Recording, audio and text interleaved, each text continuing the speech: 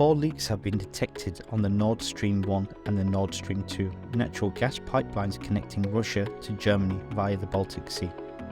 Both branches of the two pipelines, which run almost parallel to one another on the seabed through the Baltic Sea, underwent a sharp drop in pressure on September 26 before the leaks were detected. Authorities in Denmark and Sweden are investigating the incidents, and several European governments are referring to the actions as sabotage. While uncertainty remains over the exact causes and eventual culprit behind the leaks, many are accusing Russia of sabotage. The leaks come as Russian natural gas supplies to Europe have dwindled as part of Russia's efforts to increase the political and economic costs of supporting Ukraine. While the Nord Stream leaks will not lessen natural gas supplies to Europe, as operations at both pipelines were already halted, they have made any resumption of natural gas supplies through the pipelines this winter impossible. This is the first attack on infrastructure outside the theatre of war, which is a major escalation in the war.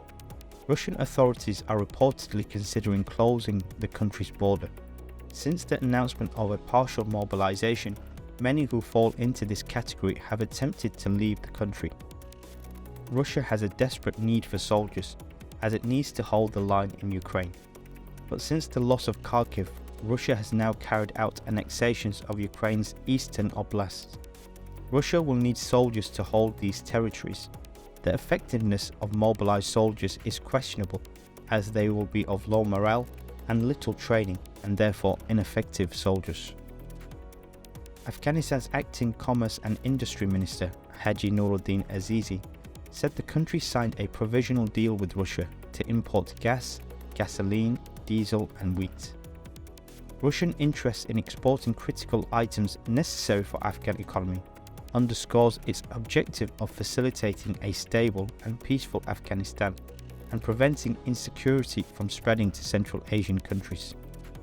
The deal also highlights successful Taliban economic diplomacy as it engages different partners for trade.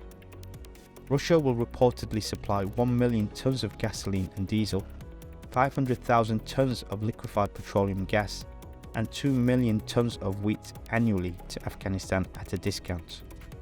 Afghanistan will reportedly barter herbs, dried fruits and minerals for the Russian supplies, as neither country can use payment systems due to Western sanctions. The shipments will be delivered through road and rail transport. The International Monetary Fund has launched a stinging attack on the British Prime Minister for their new mini-budget that was full of tax cuts for the rich. In a rare public criticism of leading global economy, the Washington-based fund said Kwasi Kwarteng's mini-budget risked undermining the efforts of the Bank of England to tackle rampant inflation amid the cost of living emergency.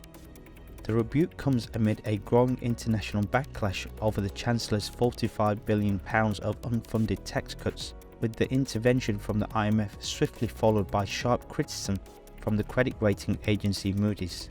The Conservative Party have been forcing austerity for the past 12 years, and for long presented this as responsible governance that would create financial stability. The Conservatives have had 4 new leaders in 6 years, and Liz Truss, the new UK Prime Minister, has struggled to cement her position by delivering on her bold promises. But this has spooked the financial markets and seen many economists and experts criticise the new policy as reckless and will further indebt the UK.